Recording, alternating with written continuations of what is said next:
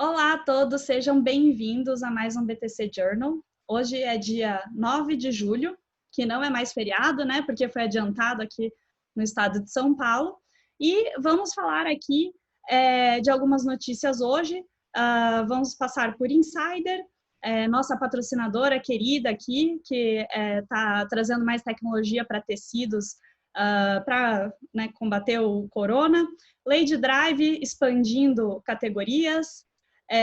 TOTUS com novos produtos, VEG comprando startup, Fleury se adaptando à quarentena, Whirlpool, né, empresa inovadora aí, mas sofrendo um pouco na crise, a Movida se adaptando à quarentena, vendas do McDonald's, Cogna anunciando a IPO de uma das unidades, CVC atrasando alguns resultados e Smiles aqui, né, que a gente sempre cobra Smiles, mais uma notícia deles.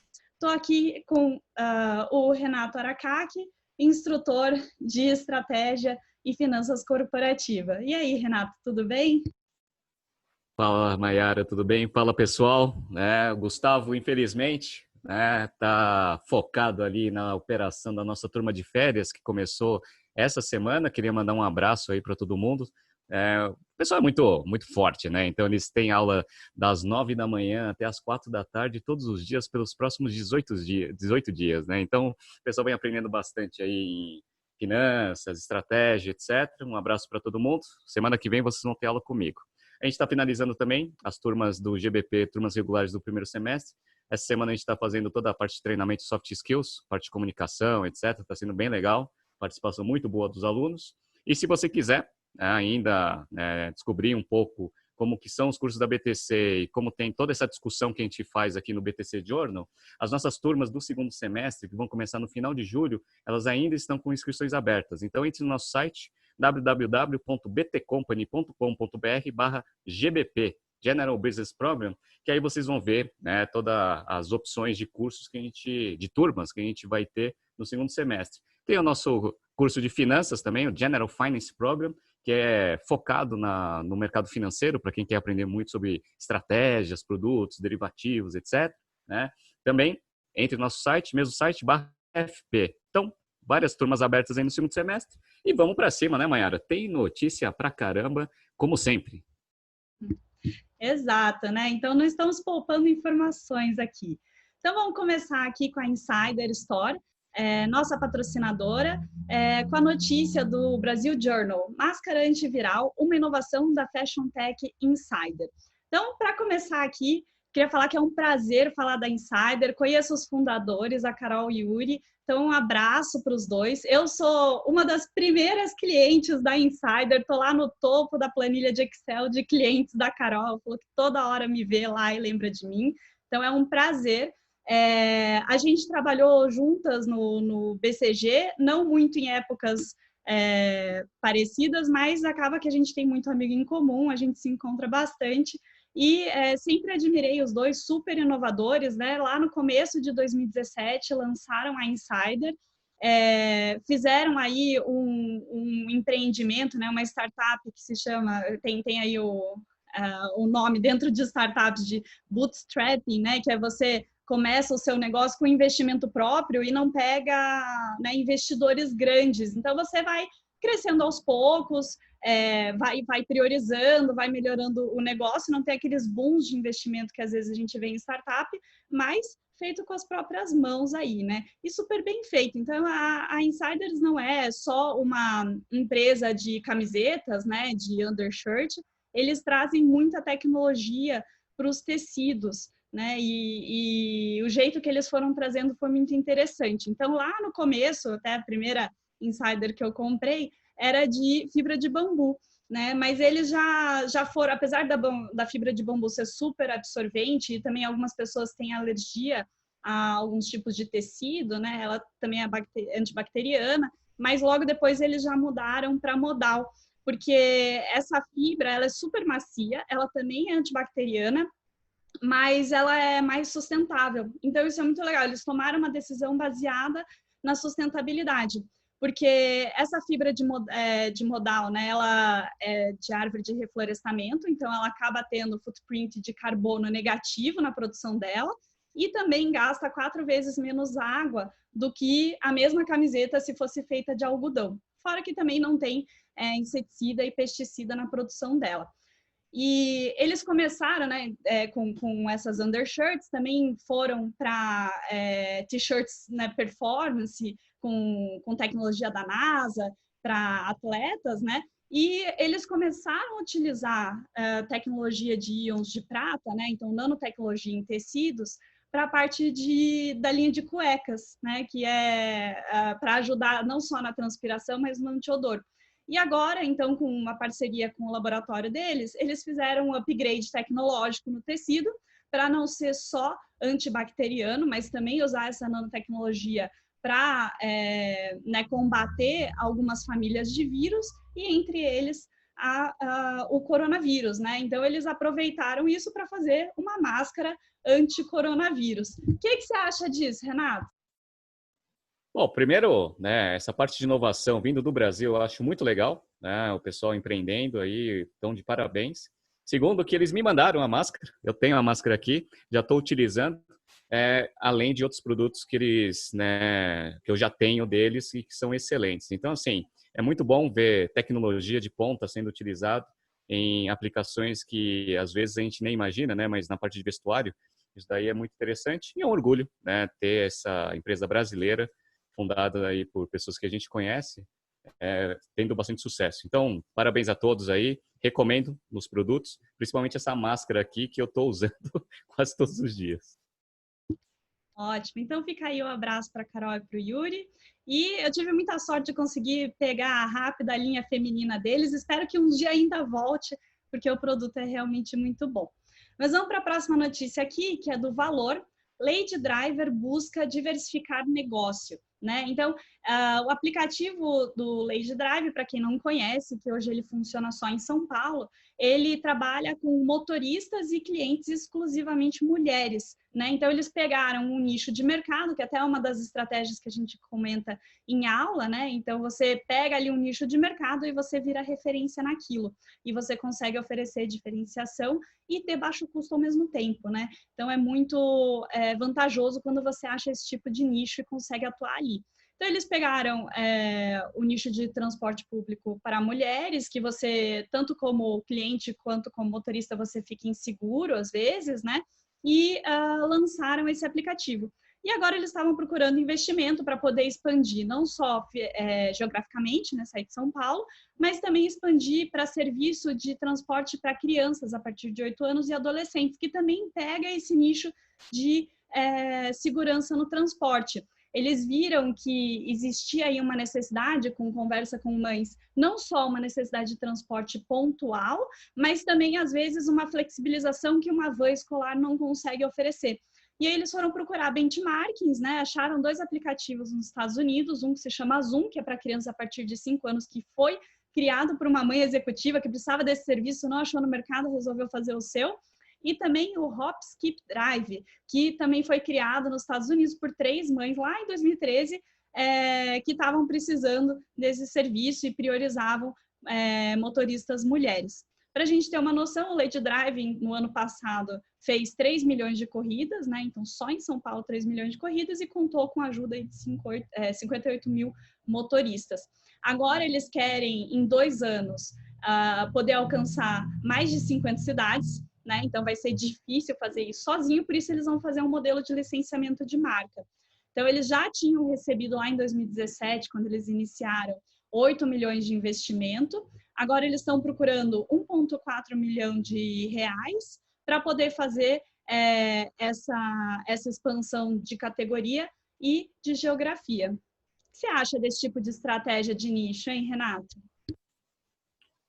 Olha, eu acho essa estratégia ótima. Inclusive, quando a gente tá no meio do curso, nosso curso ele ensina, né, os nossos cursos de forma geral, ele ensinam algumas coisas mais avançadas, assim, né, de mercado financeiro, estratégia corporativa. E a gente sempre fala de grandes empresas para conseguir, né, exemplificar melhor o que a gente está falando. Quando a gente pega esses pequenos negócios, né, todo mundo pergunta para mim, né, mas o curso ajuda, esse conhecimento de business ajuda a criar um novo negócio? Olha, ajuda a tocar, mas para criar um novo negócio, aquelas coisas que a gente aprende muito em marketing na sua disciplina, que é começar de uma necessidade genuína. Quando você identifica uma necessidade genuína, né, e tem uma análise onde tem um volume significativo de pessoas que gostariam de ter essa necessidade atendida, tá aí um novo negócio. Então, esse nicho, né, que a Lady Drive identificou e ela está trabalhando, é um nicho que está crescendo no mundo inteiro, né, que era uma necessidade que já existia, né, essa parte mais para mulheres e eventualmente para jovens, né, que agora, né, vamos ver, uma vez identificado, como ela consegue escalar esse negócio aqui no Brasil.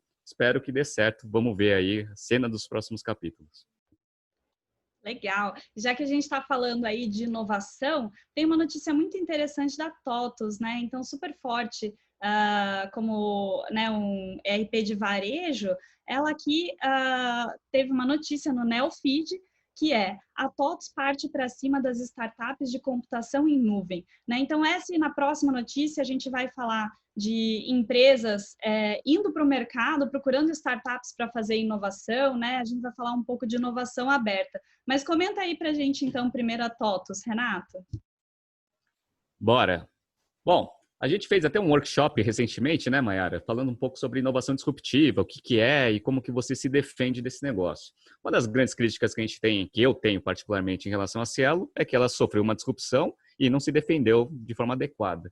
Aí sempre me pergunta, o que que dá para fazer para você se defender? Isso que está na notícia da TOTUS. A TOTUS, ela criou, né, uma unidade de negócio que vai fazer toda a parte de desenvolvimento, né, de ERP, sistemas de gestão, etc., para pequenas empresas, para combater esse monte de startup que está subindo, Contabilizei, Conta Azul, etc. E ele vai usar toda a sinergia que ele tem do negócio principal para conseguir atender esses clientes de uma forma adequada, segurando também um pouco, né, do ímpeto aí dessas novas startups. Então, assim, estrategicamente, quem quiser observar, esse é o típico movimento de uma empresa estabelecida tentando se defender da parte de disrupção. Esse é um jeito, é você criar uma unidade de negócio para você conseguir atuar, né, no próprio segmento e você mesmo ser o inovador aí, disruptivo do seu segmento. Interessante isso.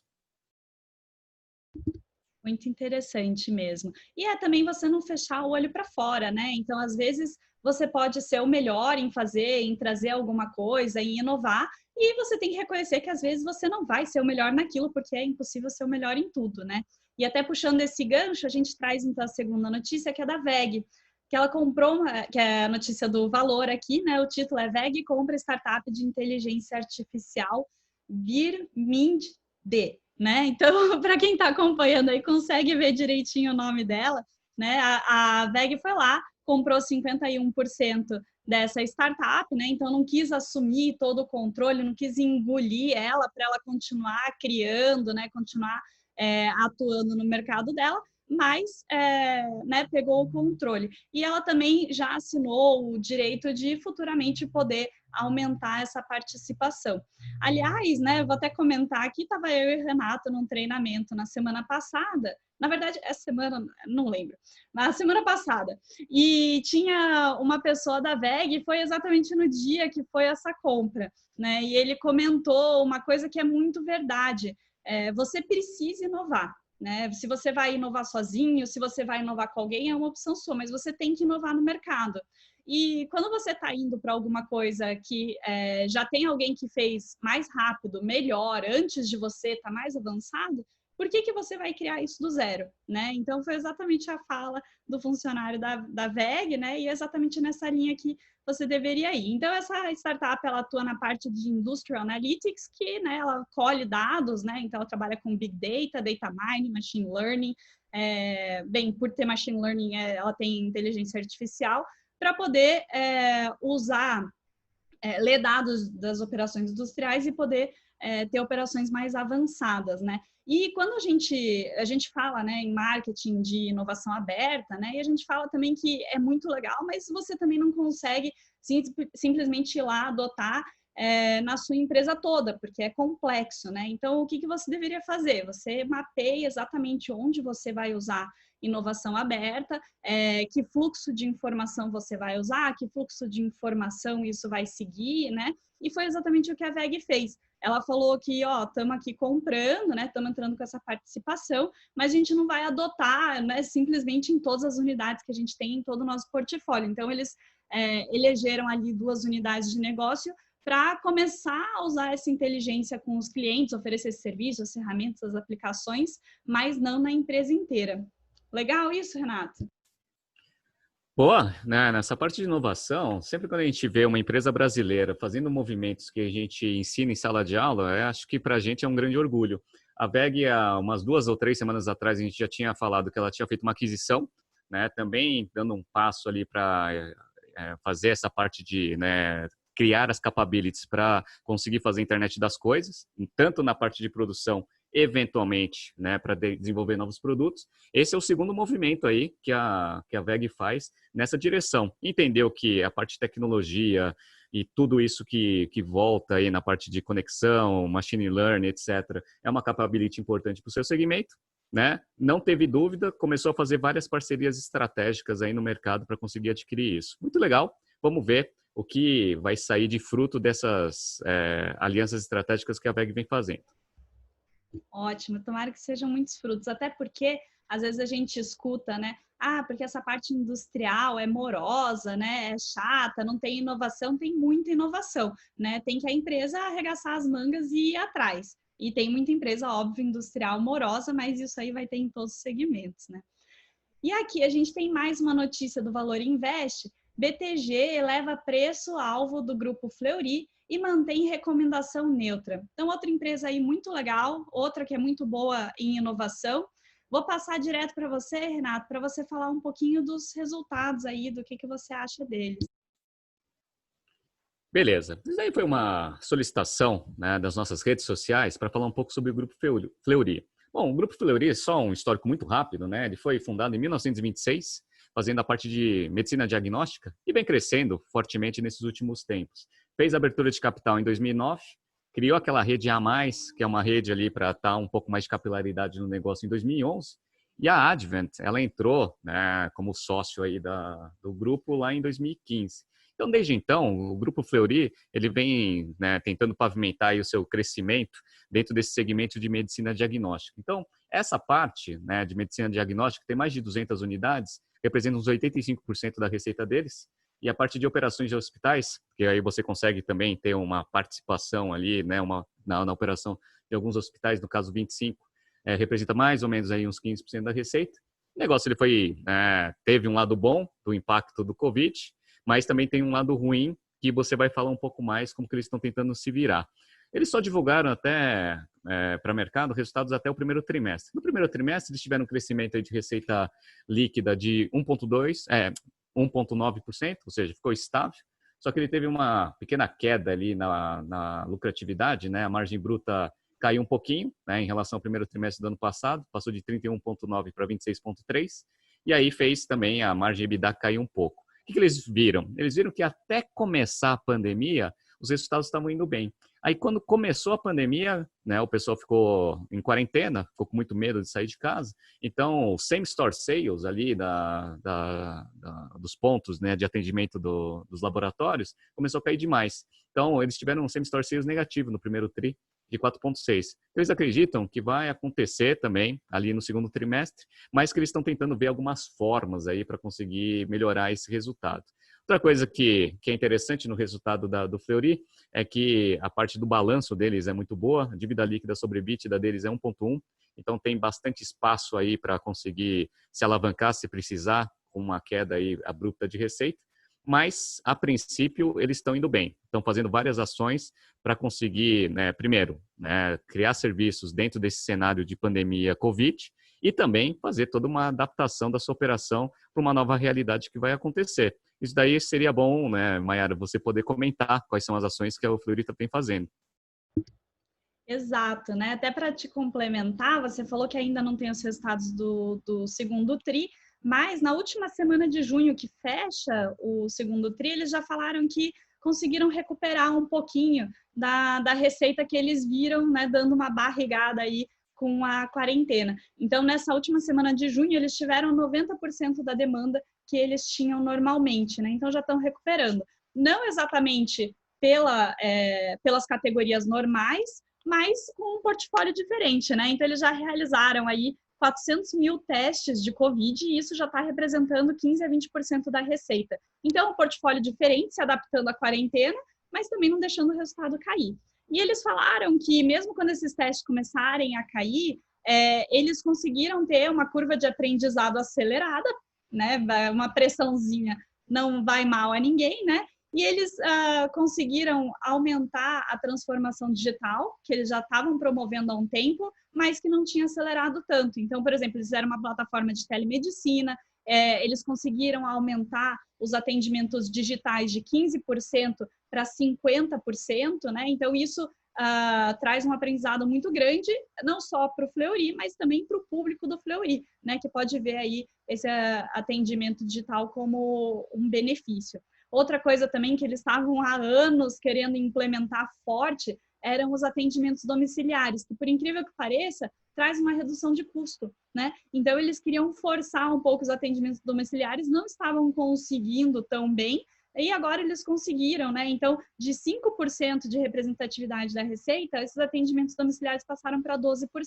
Então, uma coisa boa aí para eles, espero que eles se recuperem e que voltem, né, da quarentena melhores e com um aprendizado melhor do que começaram.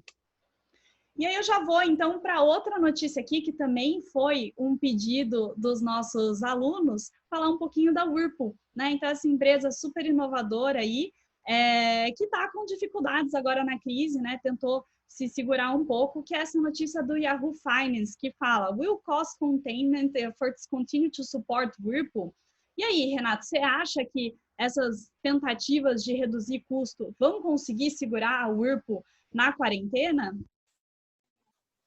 Beleza, vamos lá. Daí foi uma solicitação, né, como a própria Mayara falou. Esse mercado aí de equipamentos, né, geladeira, etc., eles vem sofrendo, obviamente, né, com essa pandemia, um dos setores que também está sendo afetado. Hoje mesmo saiu uma notícia que a Electrolux, ela divulgou que ela já teve uma queda aí, já apurada aí de mais ou menos uns 17% da sua receita no segundo trimestre, que foi muito melhor do que eles estavam esperando, né? Então, eles têm um delay, né? Porque eles vendem para os varejistas e os varejistas vendem ali para o consumidor final. Então, assim, segundo trimestre ele falou que foi ruim, principalmente ali em abril, mas não foi tão ruim assim. E a Whirlpool, ela também está na mesma situação que a Electrolux, né? Então, o que eles estão fazendo? Estão tentando enxugar o máximo possível de despesa para eventualmente conseguir segurar aí alguns trimestres aí ruins.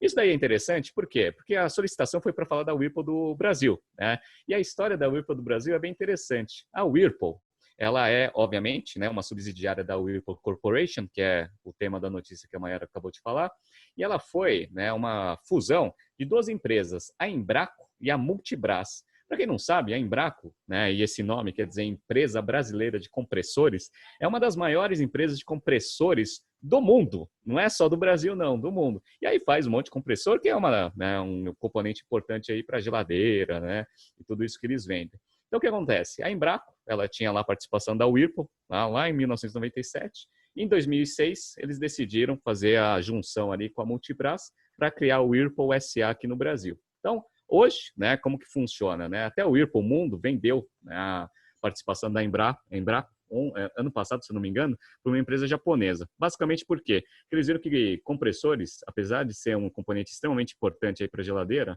ele sofreu uma competição dos chineses. E aí com os chineses não dá para competir, né? Então o que eles fizeram? Né? Já venderam esse negócio, vão continuar comprando, né, dos chineses, mas eles veem que eles não têm capacidade, né, para competir em custo com os chineses. Então, eles fizeram essa operação. No Brasil, o que acontece? Né? A Whirlpool, ela vem com um problema, né, de receita. Eles estão com uma queda aí de receita aí nos últimos anos, apesar que no ano de 2019 deu uma melhorada, né? Mas só para vocês terem um pouco de dimensão do tamanho do negócio, ano passado eles tiveram uma receita de 7,7 bi, com uma margem bruta de mais ou menos uns 16,8%. Lá em 2013, só para vocês terem uma ideia, essa margem bruta já foi de 23%, então o mercado já um pouco mais difícil aí. E o lucro operacional, a margem operacional foi de mais ou menos uns 9,13%. Isso melhorou bastante em relação a 2018, que foi 3,86%. deu um lucro ali de 1 bilhão e 700, mas foi por causa de ajustes, né? O lucro operacional, lucro líquido ajustado, ficou em torno de 700 milhões, que já foi muito melhor também que a operação de 2019, que foi 174. Então, assim, era uma empresa que ela estava melhorando bastante seus resultados, estava indo bem, não está tendo muito crescimento de receita. As duas marcas principais, né, que é a Brastemp e a Consul, elas mantêm ali um pouco de participação, mas levemente vão perdendo aí para um monte de concorrente que vem entrando. E aí eles estão vendo aí como que eles vão melhorar os seus resultados. É uma empresa excelente. Para o mercado de ações é uma desgraça, porque o free float das ações é muito baixo. Tem, acho que é menos de 1% de free float. Então, assim, para acionista, para você investir na Whirlpool, não recomendo, né? Porque não tem liquidez o negócio e ainda não tem tag along, que é uma proteção para minoritário. Então, assim, para mercado de ações, não acho que seja uma boa opção, mas se eventualmente você quiser trabalhar nessa empresa, é uma das empresas mais inovadoras, como a Mayara disse. Se eu não me engano, ela é a maior ou uma das maiores geradoras de patentes no Brasil. Então, como a Mayara falou, a gente às vezes acha que só aquele negócio de Google, internet, né, coisas que geram patentes. Pô, tem empresa aqui no Brasil também e na parte industrial que gera bastante patente. Exato, até adoro citar o Whirlpool nas aulas de marketing, porque eles têm uma estrutura interna de divisão entre as marcas, divisão entre as unidades, as categorias, tem uma área de inovação muito legal lá dentro, né? Então, eles são um super exemplo aí. E eles têm até um caso muito legal de que os funcionários se juntaram e pediram para eles fazerem um equipamento que ajudaria a fazer cerveja caseira, né? Porque os funcionários não estavam achando no mercado. A Whirlpool falou, beleza, eu faço, me dá o projeto, vamos fazer um crowdfunding interno aí e a gente faz. Então, olha que empresa legal, né? Ótimo. Então, agora vamos sair aqui da nossa sessão de inovação, que já foi metade do nosso journal, então a gente adora essas empresas inovadoras. Vamos para a Movida aqui, né? Então, às vezes, na aula de estratégia, a gente comenta que o melhor não é você ter uma estratégia otimizada, porque a otimizada ela funciona muito bem para um cenário fixo, né? Agora, é legal você ter uma estratégia robusta. Por quê? Porque você consegue se adaptar, você tem flexibilidade. E agora a gente está numa situação que, né, quem está ganhando aí são as empresas que conseguem se adaptar, conseguem ter uma estratégia pronta para diferentes cenários, né? E a Movida está mostrando aqui que eles conseguem tomar esse tipo de decisão rápida e eles têm, sim, flexibilidade para lidar com esse mercado louco que a gente está. Então, a notícia é do Neofeed e se chama Na Movida, Cash is King. E ele está entrando.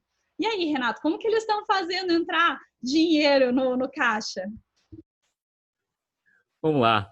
Uma coisa que eu estou gostando bastante nessa pandemia, obviamente, né, estou sendo sarcástico aqui, porque nenhuma pandemia é bom, mas em termos de ensinamento de business, muitas das coisas que o pessoal achava que a gente ensinava que era meio, né, é batido, nem precisa, né, agora está se demonstrando aí que quem soube, né, ou quem tinha esse conhecimento antes, agora está conseguindo se adaptar melhor a esse cenário. Uma das coisas é gestão de caixa, né, a primeira coisa. A outra coisa, estratégia adaptativa, coisa que a gente ensina nas nossas aulas de estratégia, né. A Movida é um caso muito bacana e a gente até usa ela para outros cases, né, dentro do curso, porque eu gosto muito da gestão e acho que é uma empresa muito, né, veloz na tomada de decisão. E o que está acontecendo? O mercado de aluguel de carro parou, né, com a quarentena, etc. E eles precisam, obviamente, gerar caixa. Então, como a gente já tinha falado em algumas semanas atrás, o negócio de aluguel de carro ele tem sempre duas operações casadinhas, né? O aluguel e a venda do seminovo, que é aquele carro que ficou alugado e que depois você vende. Como eles estavam precisando de muito caixa, dado que eles estão, né, com esse volume de aluguel baixo, o que eles fizeram? Não tiveram dúvida. Pegaram os carros que eles tinham acabado de comprar, que eles iam colocar ali para alugar, e já meteram bala, já mandaram vender. Né? Alguns com uma quilometragem muito baixa, né? Outros com uma quilometragem um pouco maior, mas desceram o pau e venderam. Para quê? Para fazer caixa. Como que eles fizeram isso, Renato? Dado que as lojas estão fechadas e está em quarentena. Aumentaram, aceleraram a digitalização do negócio, viabilizaram, né, a comercialização de seminovos via app, via plataforma online, e aí conseguiram fazer o negócio. Fora isso, né, se adaptaram bem ali ao serviço de aluguel, né, de carro para quem faz serviço de car sharing, né, Uber, 99, etc. Fizeram lá os carros agora adaptados com uma separação entre motorista e passageiro e também fizeram, né, um drive-thru ali para você conseguir dar uma desinfetada ali no seu carro para você conseguir, né, usar ele mais vezes aí, se você utiliza ele para fazer esse tipo de operação. Então, assim, uma empresa que está se adaptando bem. Ah, Renato, e eles não vão mais comprar carro, então? Eles estão vendendo os carros e não estão comprando? Não. Por isso que eles estão sentando no caixa. Por isso que o título da notícia é isso. O que eles estão fazendo? De uma forma correta. Eles não sabem como que vai ser a demanda depois que a abertura do comércio acontecer. Então, o que acontece? Antes, né, de sair comprando um carro para você repor sua frota, espera para ver como que é a demanda, porque aí você vai comprando os carros adaptados à demanda que você vai ter. Então, acho uma estratégia ótima da Movida, um case, né? Vamos ver se dá certo, né? Porque a gente não sabe quanto tempo essa pandemia vai se estender. Mas, assim, pelo menos as ações que a Movida vem fazendo, elas vêm dando uma esperança aí para todos os acionistas, que são acionistas da Movida, que estão fazendo aí a percepção de mercado ser boa e o valor das ações subirem. Legal. Então vamos aqui para mais uma notícia também do valor. McDonald's vende 46% menos no segundo tri. Olhando essa notícia, ela parece muito ruim, né? Mas analisando aqui a situação do McDonald's, não está tão ruim quanto parece. Até um comentário de marketing aqui, né? Imagine os 4Ps de um restaurante. Imagine o quanto esses 4Ps não foram mudados nos últimos 3 meses. Né? Então, restaurante que não fazia o takeaway está fazendo, né? Mudou o seu produto, mudou o preço, mudou a praça, né? Às vezes, restaurante que não vendia por aplicativo ou nem fazia entrega, começou a fazer, né? Restaurantes mudaram o seu cardápio para poder atender melhor o delivery. E, claro, a comunicação, né? As pessoas não estão saindo de casa. E o McDonald's aqui, então, a gente pegou como um exemplo desse cenário, eles têm 55% das lojas em rua. E aí essas lojas, elas ainda estão abertas, mas para drive-thru ou takeaway, né? Então, se imaginar que mais ou menos aí metade das lojas estão conseguindo funcionar mais ou menos, né? Esses 46% não foram uma queda tão ruim assim, né? É claro que é ruim, mas devem ter restaurantes que estão muito pior. E também, nesse segundo tri, né, que é uma média de abril, maio, junho, a gente vê uma tendência de melhora na receita. Então, abril teve uma queda de 54% versus o ano passado. Só que quando a gente olha junho, a queda foi de 39%. Então, provavelmente o pessoal estava muito mais assustado em abril, ficando em casa, né? E agora já está flexibilizando um pouco, falando, não, vamos dar uma saidinha, vamos pelo menos no drive-thru do McDonald's, né? E eu tô até nesse público que agora em junho teve aniversário do meu priminho e tadinho, né? Enfurnado em casa, querendo comer algo diferente. Eu falei, vai, vamos, pega o carro e vamos no drive-thru do McDonald's. Foi o jeito que eu consegui ali de comemorar o aniversário dele. Imagino que tem mais gente fazendo isso, de fazer uma noite diferente, uma janta diferente, e vai lá no McDonald's. E aí, essas lojas que estão funcionando com o drive-thru, né, elas com certeza aumentaram muito a receita do drive-thru, né, não conseguiram conter, óbvio, a receita do que estaria pedido em loja, mas você consegue ter uma redução de custo, né, porque você não tem mais o pessoal que faz o atendimento dentro da loja, você não tem a parte de limpeza de loja, né, então você consegue ter alguma redução de custo aí. E até queria pedir, Renato, você consegue comentar outras adaptações que eles podem ter feito para, né, se adaptar em custo com essa queda de receita? Não, sem dúvida. E o McDonald's é um case operacional que a gente vem acompanhando aqui no BTC Journal há muito tempo. A gente fala bastante também em sala de aula. Como a própria Mayara falou, né? Se você fizer uma regrinha de 3, né? Você fala assim, bom, beleza. 50% das lojas estão abertas, 50% estão fechadas. Então, uma queda de 50% de receita seria natural se você mantivesse, né, a performance dessas lojas que estão 50% abertas iguais. Mas não estão, né? Porque o salão não está aberto. Então, você tem aqui a receita só, né? Da parte de delivery e takeaway. Né? Não perdeu toda a parte ali do café da manhã, etc. Então, quando você vê que uma queda de 46%, né, dentro desse cenário, é excelente, né? Excelente, uma excelente notícia aí dentro do negócio para você ver como eles se adaptam bem. O McDonald's também, ele fez uma coisa que a gente ensina também nas nossas aulas, que é a simplificação do portfólio. Se fizeram uma simplificação, você não tem mais tanta variação, né, de sanduíches que tinha antes, quando você normalmente estava em operação normal. E isso daí ajuda também a você simplificar, obviamente, o portfólio, diminuir as perdas, porque você sempre trabalha com coisas perecíveis, né, que são os alimentos, e aí você consegue ganhar um pouco de escala também, né, para baratear o custo unitário de cada ingrediente que você tem. Então, assim, essas adaptações que o McDonald's fez fez com que o resultado dele, que a princípio, pelo highlight da notícia, parece ser ruim, quando você entende um pouco da operação, cara, o resultado não foi muito ruim, não. Eu acredito que foi muito bom. E a tendência disso, no longo prazo, ainda eu acho que é melhor. Por quê? Eu analisei e lembro muito bem da crise de 2008 e 2009. O que acontece? Vai acontecer um impacto na economia, de fato, né? Isso todo mundo sabe. O nível de desemprego vai aumentar, vai sair aí uma pequena crise aí que os governos estão tentando evitar o máximo possível, mas a gente sabe que vai ter um impacto. Lá nos Estados Unidos, na crise de 2008 e 2009, as receitas do McDonald's e os resultados melhoraram bastante. Por quê? O que acontece? Né? Você que estava lá empregado, você poderia ter um ticket médio maior ali para gastar com o restaurante. Agora, né, com uma incerteza se você vai manter seu emprego ou não, ou desempregado, você vai tentar acessar, né, tickets, né, ou restaurantes com tickets menores. E nessa daí o McDonald's está muito bem posicionado. Então, assim, o que aconteceu em 2008 e 2009? Houve um aumento muito forte de volume de venda, porque, né, o americano, né, principalmente lá nos Estados Unidos, né, o americano ficou lá sem tanta renda que tinha antes. Isso vai acontecer no Brasil? Talvez sim, né? Houve essa tendência lá nos Estados Unidos, eventualmente isso pode acontecer no mundo inteiro. Então, vamos ver aí, as perspectivas são excelentes para o McDonald's no médio e longo prazo. Legal. Até o McDonald's dava os cupomzinhos deles fisicamente, em papel, em vários lugares de muita circulação, em universidade, que a gente sabe que o universitário não tem dinheiro, e agora eles até deram uma boa adaptada também para os cupons no aplicativo deles, né? Então, forçando mais uma comunicação digital, né? Para não ficar só no físico, que está diminuindo os cuponzinhos em panfleto. Muito legal. Agora vamos para mais uma notícia do valor. Sobre a Cogna, né? Então, Cogna faz registro para a IPO da subsidiária Vasta em Nova York. Nossa, olha só, Cogna estava lá, toda grandona com o Croton, né? E aí, de repente, ela quebrou e a gente até adiantou isso de que deveria vir um IPO, né? A gente fala em estratégia muito sobre sinergia, mas nessa aula de sinergia a gente até abre falando. Sinergia é quando dois separados valeriam mais juntos. Mas quando você tem dois juntos que valeriam mais separados, você faz o que a Cogna fez, né? E aí, Renato, o que você acha?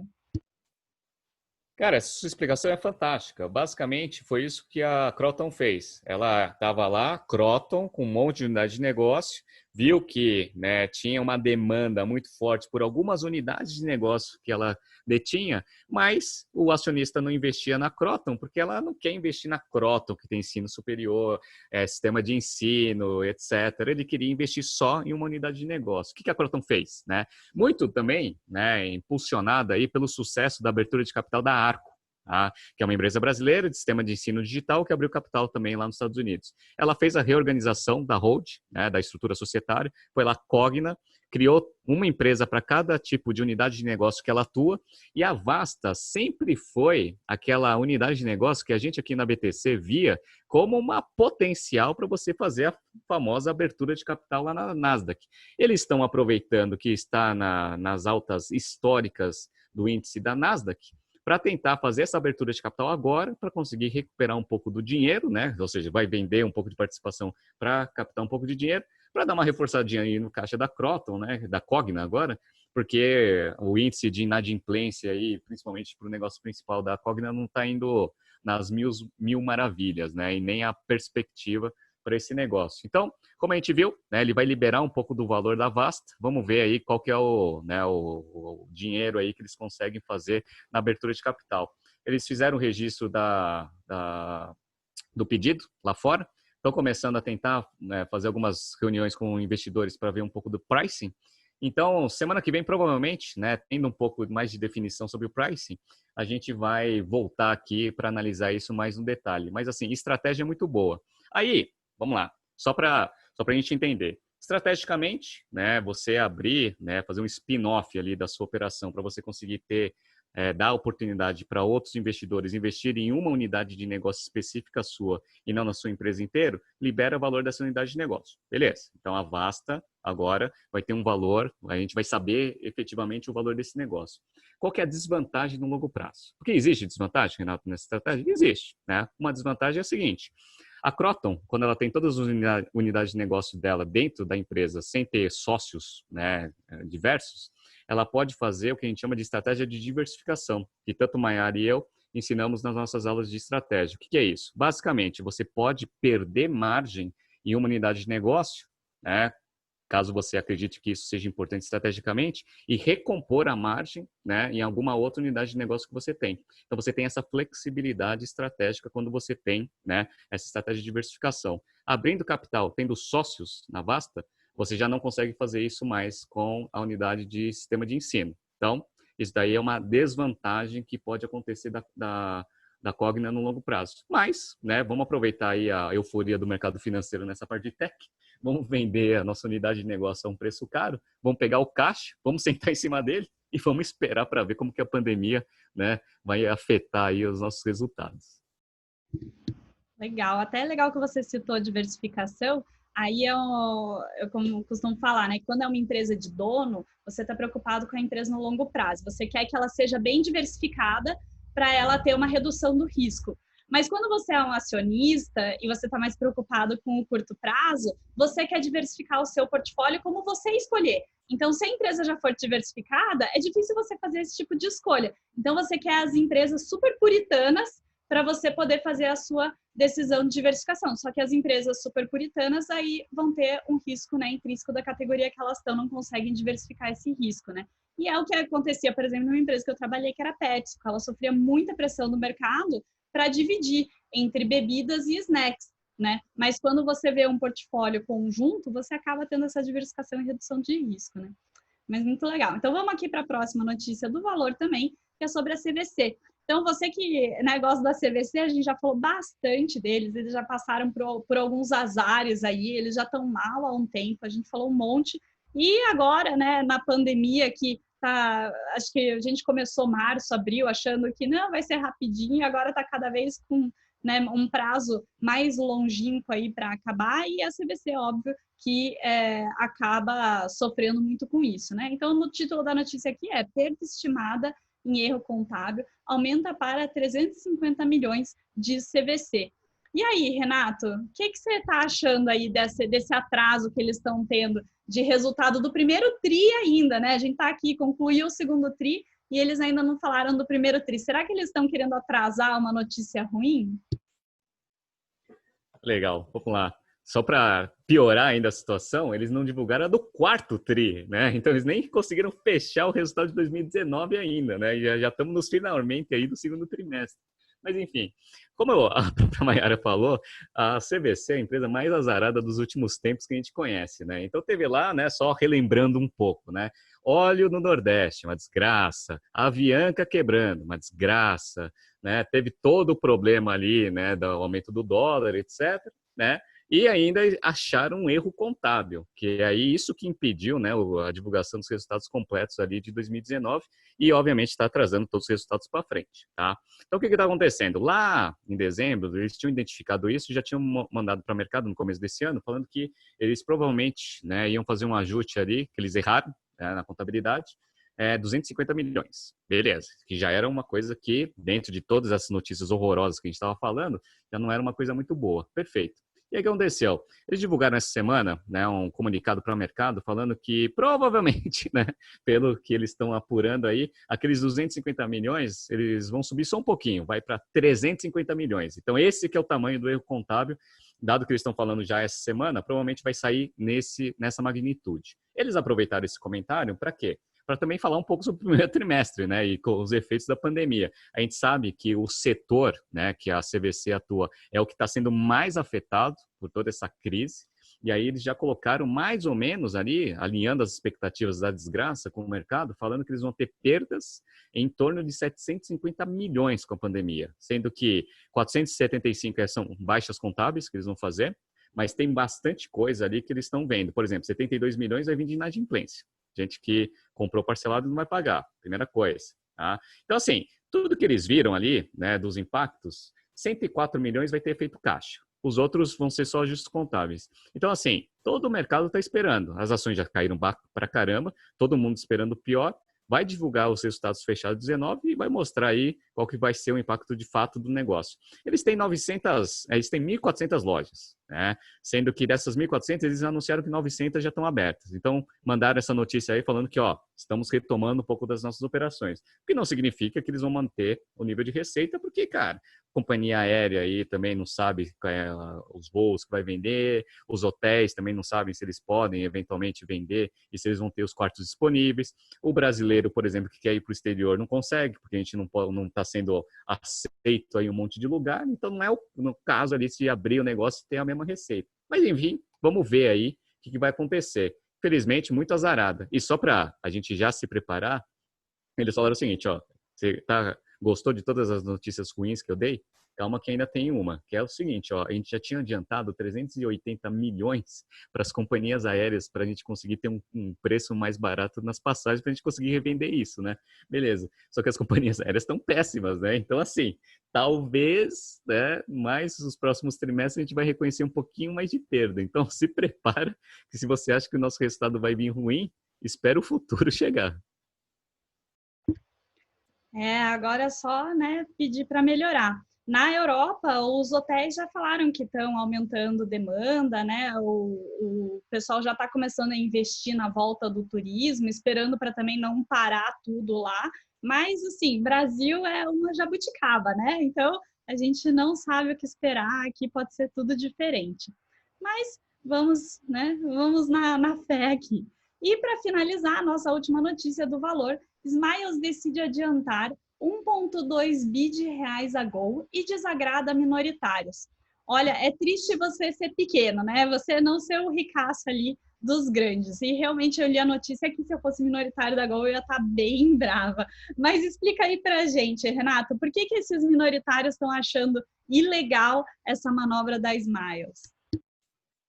Vamos lá. Semana passada, você mesmo tinha falado que a Gol ela estava tentando ver formas criativas para conseguir gerar um pouco de caixa. Uma delas, né, era vender passagens antecipadas para o governo. Lembra que a gente comentou? Beleza. Então, a galera agora abriu o brainstorm para conseguir ver formas criativas ali de antecipar um pouco de caixa. A outra que eles pensaram, que não é ruim, é boa, né? Eles são controladores da Smiles. E a Smiles, ela é a maior emissora de passagens aí da Gol, e ela tem, obviamente, né, uma participação de controle, né, na Smiles, só que ela tem capital aberto, a Smiles, né? Então a Smiles tem outros acionistas que a gente chama de minoritários, beleza. A Gol já tinha anunciado que ela queria fechar o capital da Smiles. Por quê? Porque ela vai querer fazer, né, a sinergia, né, desse processo verticalizado que ele tem. Como ele só tem uma participação, apesar de ser controlador, só tem uma participação na Smiles, ela não consegue ter toda a sinergia da verticalização, sendo que tem os minoritários. Aí o que acontece? Dentro desse brainstorm aí que eles estavam pensando, eles pensaram nisso. Falaram assim, ó, ao invés da Smiles distribuir dividendo para a gente, porque vai demorar ainda, tal, e a gente está precisando de dinheiro agora, por que a Smiles não compra um monte de passagem nossa, né? E aí, o que acontece? Entra 1.2 bi no caixa da Gol, e aí a Smiles fica com esse monte de passagem, depois ela se vira o que ela vai fazer. A gente é controlador da Smiles, ela está com dinheiro lá no caixa, faz isso para a gente. Beleza. Para a Gol, é ótimo, né? É ótimo. Só que se você, Mayara, fosse um acionista minoritário lá, você fala assim, cara, quem que tá ganhando com essa operação? A Gol, né? E você é da Gol? Não, você não é da Gol. Então, para você, minoritário, é péssimo esse tipo de notícia.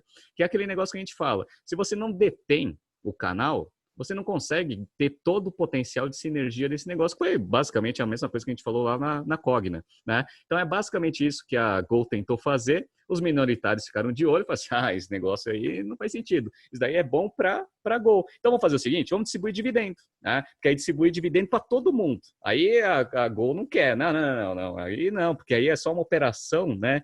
Uma transação operacional. Ele está comprando passagem de mim, não está distribuindo dividendo.